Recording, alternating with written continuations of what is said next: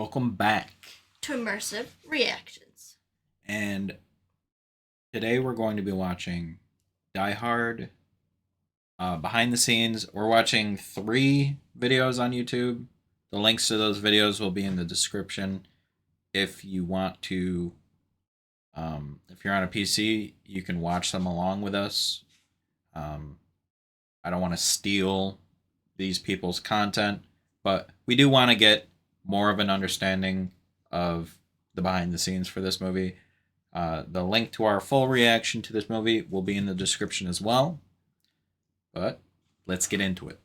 Let's get going.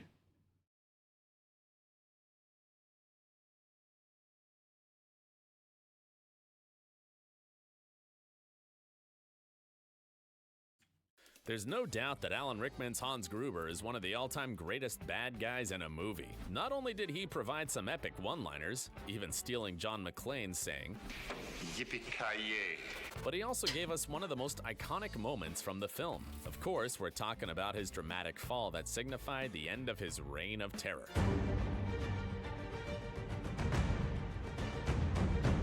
Naturally, the actor didn't really fall to the floor because A, there are unions, and B, the floor hurts. Just ask those wrestlers who participate in hardcore death matches. But because of the slow motion effect, it gave us the illusion that Alan was shocked as he fell from hundreds of feet in a moment suspended in time. However, the truth is, he did fall. Just not 100 feet. Using a blue backing stage, Alan was held by a rope and the team would release him to fall 40 feet onto a crash pad. To give him the shocked look though, the stunt team got a little sneaky, as explained by stunt coordinator Charlie Picerni in the Movies That Made Us.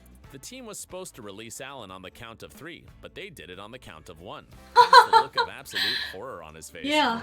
I hope that he doesn't spin around in the middle of the floor and land on his head and kill himself. They were very careful to make it my very last shot on the film. The best part? They did this stunt 5 times, but director John McTiernan asked if they could do it a few more times. Poor Alan must have been a nervous wreck after filming this scene. The villain wasn't the only one to experience all the adrenaline and rush of blood to the head. Bruce Willis also got in on the action in more than a few places. I really like Die Hard. Die Hard was actually some of the first work that I've done in a while that I'm very excited about it. Everyone remembers how Great. John McClane was willing to walk through Great glass to have to excitement rescue his like that. wife, right? Turns out that was all a bit of clever editing and special effects. If you pay close attention to the scene, take a closer look at his feet that appear larger than normal. Wearing fake Now, that feet. isn't because Bruce wears really big shoes or is retaining a lot of water. Nope, those are actually special shoes molded from his own feet to give the appearance that he's barefoot. It's kind of what Peter Jackson and his team did to get the Hobbit feet in the Lord of the Rings movies years later. But no one was forced to walk through glass or suffer too much here. Bruce's big moment in the film, though, came when he leapt from the building with a fire hose wrapped around him. As it turns out, there was an element of reality to this stunt. He had to jump from a 5-story parking garage ledge to an airbag 25 feet below while the stunt team exploded bags of gasoline around him. Oh my Now, gosh. remember, Die Hard was one of Bruce's first major action roles at the time, and he'd Oh. certainly never done stunts on this degree of difficulty, but he insisted on doing this one. So the team That's lathered him awesome. up with fire-resistant gel and wished him a nice trip on his fall. Speaking about the stunt afterwards, Good luck. when I jumped, the force of the explosion blew me out to the very edge of the airbag I was supposed to land on. And when I landed, everyone came running over to me, and I thought they were going to say, "Great job, attaboy." And what they were doing is seeing if I'm alive because I almost missed the bag. Bruce joked that the stunt team made sure that this was his final scene to shoot in the movie, just in case things went very wrong. Everyone's chuckling about it now, but we're Lord. certain they weren't at the time. And Yeah. that reminds us of another scene that almost went pear-shaped. Remember that part where John McClane falls down the ventilation shaft in Die Hard? Well, this happened to be a lucky accident, and we mean that both figuratively and literally. Oh, but first, dang. take a look at the scene.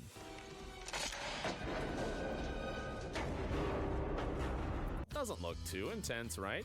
And Bruce was actually filmed dangling from the shaft to give it some authenticity. But he made way for his stunt double, who was supposed to grab onto a He nearby really got vent as into he it. started to fall. What happened, though, was that he missed and continued to fall down the vent. The cameras continued to roll, but everyone was worried about the stunt double's safety. Fortunately, he wasn't seriously injured, and the footage of the fall came out incredible, so it made the final cut of the movie. Sheesh. Talk about suffering for your art, right? Now we need to talk about Nakatomi Plaza, the actual setting of Die Hard. Oh my Jesus. God! What is it? Nakatomi Plaza. It's the most important monument in all of America. The building from Die Hard. Pretty much the entire film takes place in the building or its surrounding areas. So where did the filmmakers find such a perfect building to film in? Turns out it was right under the studio's nose the whole time. The real Nakatomi Plaza is the 34-story Fox Plaza building in Century City, California. Great. Sounds like the right place for filming, right? Well, kind of. The setting was fantastic, but there were also other people working in the building. So the filmmakers tried to do what they could in the evening because the other departments weren't too happy hearing things go bang and boom while they were trying to have meetings a story below. As a Oh, result, Die dang. Hard was also filmed in an interior set a few hundred yards away at 20th Century Fox Studio. But surely the filmmakers didn't blow up the real Fox Plaza just to get the right shot. That would be crazy and would almost certainly upset the other departments even more. Well, actually, they did blow up the plaza. A miniature version of it, that is. When we say miniature, keep in mind that this was still a 30-foot tall structure, so it was smaller, but still convincing enough to the viewer at home. It was Yeah. a pipe grid truss work, and then plexiglass panels that were screwed to it. The team even took photos of the granite of the original building and used the images to make it look even more authentic. And then, after all that hard work to make it as real as possible, they just went ahead and blew it up. As visual effects maestro Goodbye. Richard Edlund revealed, Must be that proved to be the moment that fun tested the team's to ability work on to these take the movies, effects but, to the like, next level. He said the following: "The shot that turned out to be the toughest was the one that came Impossibly in last, difficult. the third floor explosion. That happens right after Bruce gets kicked out of the way by the explosion that came up the elevator shaft, and it blows out the whole front of the building. It took a couple of attempts, but they realized that the first test shot was still the best and used a lot of elements from that in the final shot. Considering how the scene came out in the end, it's safe to say, mission accomplished here." Yes. Of course, you can't talk about Nakatomi without mentioning the helicopter crashing into the building. Yeah, it falls down and then goes in. After watching the movie, you'll never look at helicopters around skyscrapers the same way again. Turns out that a mix of real helicopters and remote-controlled ones were used for the scene, with a cockpit set being created for the close-ups of the actors. One of the biggest challenges for the filmmakers was that they couldn't fly a helicopter within 200 feet of the actual building, so they knew they would need to get creative with the shots and use clever cuts in the edit. Though exploding the helicopter into the plaza was a far easier task, since they just crashed the remote-controlled chopper into the miniature building. But while it was easy in that scene, it was pricey. Discussing the shot, Edlund said the following: "The helicopter, quite an expensive unit, was radio controlled. We had 3 shots at this, at $3,000 to $4,000 per helicopter. They got it on the second one, and it was magnificent. Everybody was out there watching, and there was no question in anybody's mind at that point. It's amazing to think of how they tricked all of us into believing that it was a real chopper crashing into a real building, right? Well, there's a reason it's called movie magic at the end of Yes. the day. We're all friends around here, I mean, just like Rachel, Ross, it's pretty Joey, interesting Chandler, Phoebe, the way and they do Monica. it all. You are a man. However, they also had their own special props and visual tricks on the popular sitcom, so make sure you check out that insightful video. And We're gonna do another video. It's from the same person. Make sure you go and give it a like or a view. What did you think? I like how that Bruce said that it was one of his. He was excited in a very long time to be able to do something to get Yeah. it so into it. I Yeah. think that was very awesome and how I don't know. very strategic way. But he's like, "Are you alive? Yeah, it was great. I'll make Yeah, sure you're not that dead." Well, I almost died. But I really don't know actors. I don't know that side of the movies. It's not that I'm not into it. It's just that I don't know. I'm ill-informed about it. So I don't know what movies he was in before this movie. I'll have to check that out at some point. Or if you know, let me know. All right, we're going on to funny Die Hard bloopers, behind the scenes stories. Let's do it. From challenges breaking a window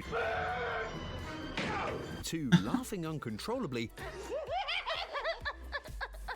these Die Hard bloopers and behind-the-scenes stories will make you laugh, wince, and make you glad that you don't have to do your own movie stunts. I hope that he doesn't spin around in the middle of the floor and land on his head and kill himself.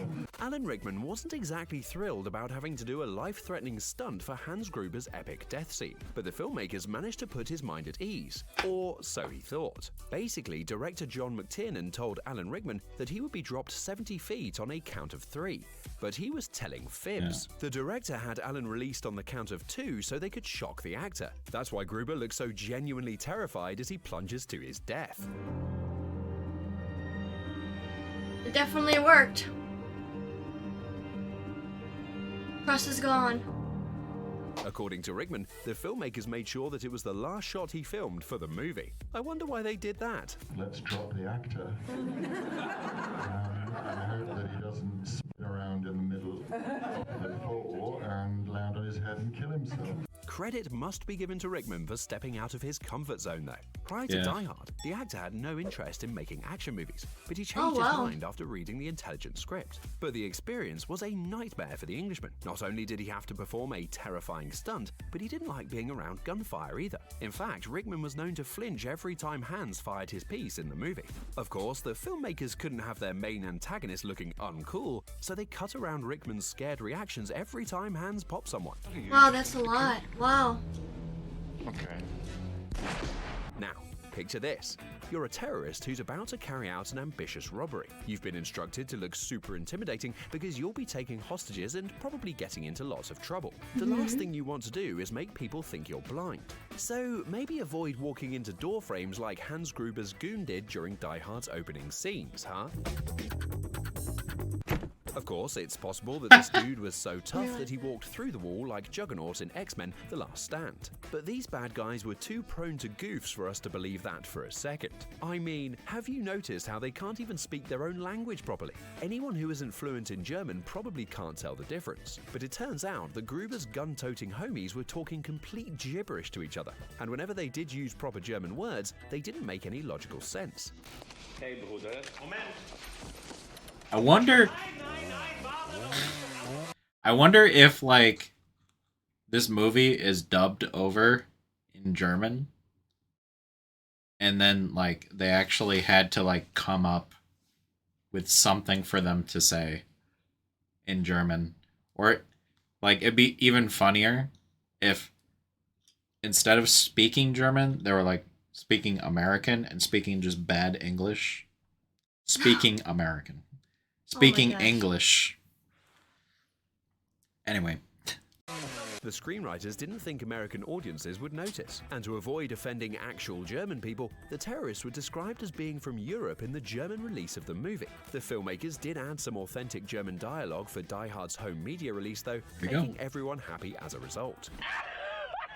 Die Hard's issues with foreign markets didn't end there. Freaking taxi driver. The film's title was actually changed because the phrase Die Hard just doesn't sound cool in some languages. So it was released with different titles all over the world, some of which don't even come close to resembling its most famous moniker.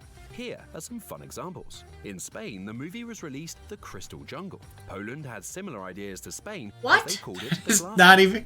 In Finland, the film glass was released as Over My Dead Body.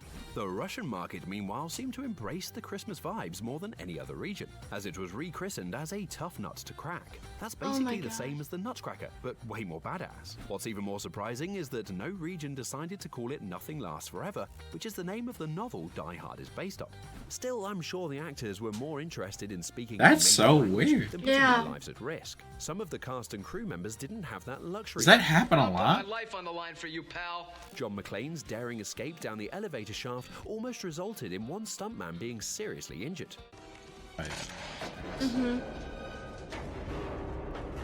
It turns out that Bruce Willis's stand-in was supposed to grab onto the first vent, but he missed completely and fell further down than he was supposed to. It turned out to be a blessing in disguise for the filmmakers though. Not only did the stuntman walk away relatively unscathed, but they managed to capture a much cooler visual for the movie. All of that sounds wild and all, however, let's take a moment and spare some of that sympathy for the SWAT team actor who injured his hand because of a jaggy bush. Ooh. Have you ever been stung by a nettle? It's freaking painful, folks. That said, Bruce Willis didn't have an easy time while shooting Die Hard either. Seriously, how uncomfortable does this look?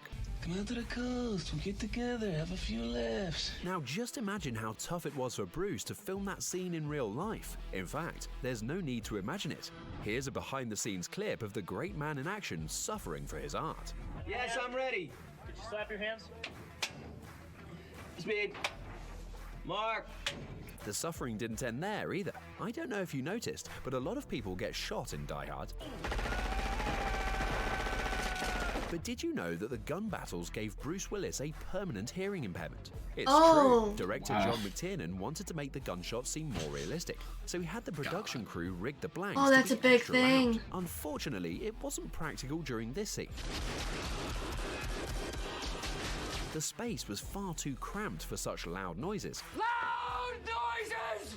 And the resulting shots caused poor old Bruce to become partially deaf moving forward. I'm a pretty, safety conscious guy.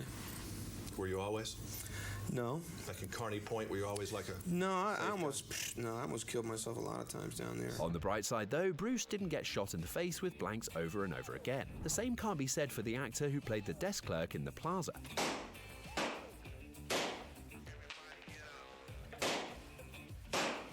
Ouch. If you thought what happened to the humans was bad though, wait until you see how the actors treated inanimate objects. In the movie, Bruce makes breaking windows look so easy, but it actually proved to be quite a difficult task for the action hero. Let's try that again. The third time is the charm, right?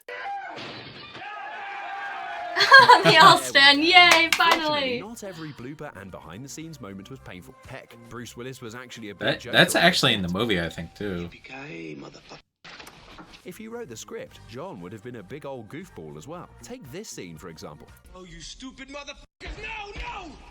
It's a powerful moment that showcases John's frustration and rage because he realizes that no one can help him. But here's how the scene would have played out if they rolled with Bruce Willis's improvised dialogue. Oh, no, you stupid Frankfurters, you! Bruce even brought his wacky sense of humor to some of the more intense scenes. And if you're not one of them, I'm a cop from New York. What an incredible moment. Behind the scenes, however, Bruce saw this as an opportunity to poke fun at his fellow Americans. Are you really an American? Only if New Jersey counts. While we're on the subject of John and Hans's first meeting, here's a fun piece of trivia for you. Did you know that exchange wasn't in the original script? It was added after the filmmakers realized Alan Rickman could pull off a convincing American accent. And the rest is history. Well. Hans. Bruce seemed like a blast to work with at the end of the day. Heck, he even broke into song from time to time. And cut. We got entertainment tonight. And while John and his wife didn't exactly get along in Die Hard, Bruce Willis and Bonnie Bedelia couldn't stop laughing with each other behind the scenes.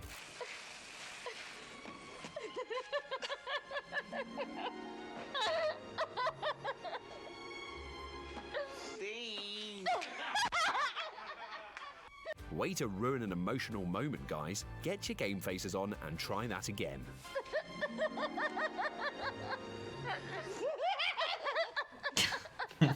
Sounds like a bunch of chimpanzees laughing. We wouldn't have them any other way. She's the best thing that ever happened to a bum like me. Before we wrap things up, let's settle the debate that crops up every single time someone talks about Die Hard. Is it a Christmas movie? Die Hard is not a Christmas movie. Boom. Settled. Just a movie that happens on Those words Christmas. came from Bruce himself. Still, if Die Hard ain't a Christmas movie, what is it? It's a goddamn Bruce Willis movie. So a yippee-ki-yay to all of you motherfuckers. Good night! If you want more action movie bloopers in your life, be sure to check out our awesome video on John Wick. Thanks for watching. All right. Oh, the humor. Can you imagine how many times the editors had to chop out all those scenes where Hans or like spaz or get shooketh. Oh my god. Well they do multiple takes of everything. So like if something bad happens where they can't use it, then they'll be like, okay, we gotta come up with a plan to deal with this, and then they'll shoot it in a way where they can avoid it. Like they shot like him sitting next to him, his half his face was like cut off like this, so it was like a profile of just like the side of his face, and they showed like the first like before he could react to it of the shot, which is probably what they were gonna do anyway, but it means they can avoid it.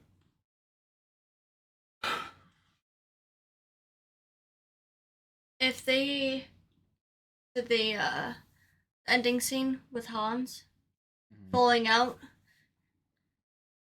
and they did the beginning, that would have created some serious trust issues. We're doing 3, actually, the first time. Like, goddamn liars! Yeah. I think they said they did it like 7 times to him. Like over and over. They'll count to 3, and they only made it to 2. But yeah.